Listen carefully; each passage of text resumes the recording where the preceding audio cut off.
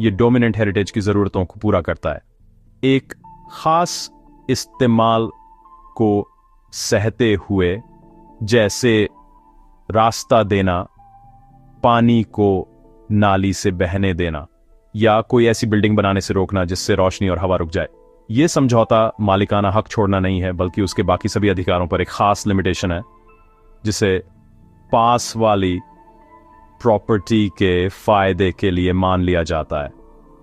यह ढांचा मनमाने अधिकारों को बनने से रोकता है जो जमीन के इस्तेमाल से जुड़े नहीं हैं। ईजमेंट कोई पर्सनल अधिकार नहीं है, यह जमीन से जुड़ा एक प्रॉपर्टी का अधिकार है। मुल्ला जैसे कानूनी जानकारों ने इस बात पर जोर दिया है कि यह अधिकार इन रेम है, जिसका मतलब है कि यह पूरी दुनिया के खिलाफ लागू किया जा सकता है, न कि सिर्फ किसी खास व्यक्ति के खिलाफ। यह जमीन के साथ चलता है, जिसका मतलब है कि अगर डोमिनेंट या सर्विएंट हेरिटेज में से कोई भी बेचा जाता है तो नए मालिक को ईजमेंट का फायदा या बोझ विरासत में मिलता है।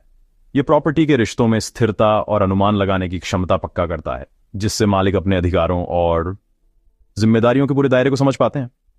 इसलिए ईजमेंट लॉ का पूरा ढांचा दो साफ तौर पर पहचानी गई प्रॉपर्टीज पर टिका है, जो डोमिनेंट और सर्विएंट हेरिटेज के रूप में अपनी अलग अलग भूमिकाएं निभाती हैं।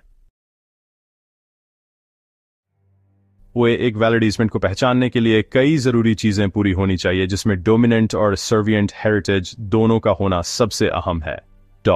अवतार सिंह जैसे कानूनी एक्सपर्ट्स ने बताया है कि पहली और सबसे जरूरी शर्त यही दोहरी व्यवस्था है। दो अलग अलग प्रॉपर्टीज होनी चाहिए जिनके मालिक अलग अलग तो दियाती हो। एक व्यक्ति अपनी ही जमीन पर ईजमेंट नहीं रख सकता। इस सिद्धांत को रेसु एनेमनी सर्वेट कहते हैं। अगर डोमिनेंट और सर्विएंट हेरिटेज का मालिक एक ही व्यक्ति बन जाता है तो मालिकाना हक के एक होने से ईजमेंट खत्म हो जाता है। यह इस बात पर जोर देता है कि यह अधिकार प्रॉपर्टीज के अलग होने से पैदा होने वाले किसी झगड़े को सुलझाने या जरूरत को पूरा करने के लिए है, न कि एक ही जुड़ी हुई जमीन के अंदर अधिकार बनाने के लिए। दूसरी जरूरी बात यह है कि ईजमेंट को डोमिनेंट हेरिटेज को फायदा पहुंचाना चाहिए। इसका मतलब है कि अधिकार डोमिनेंट प्रॉपर्टी के सामान्य इस्तेमाल से जुड़ा होना चाहिए और उसे सीधे तौर पर फायदा पहुंचाना चाहिए। यह जुड़ाव कमजोर या जमीन से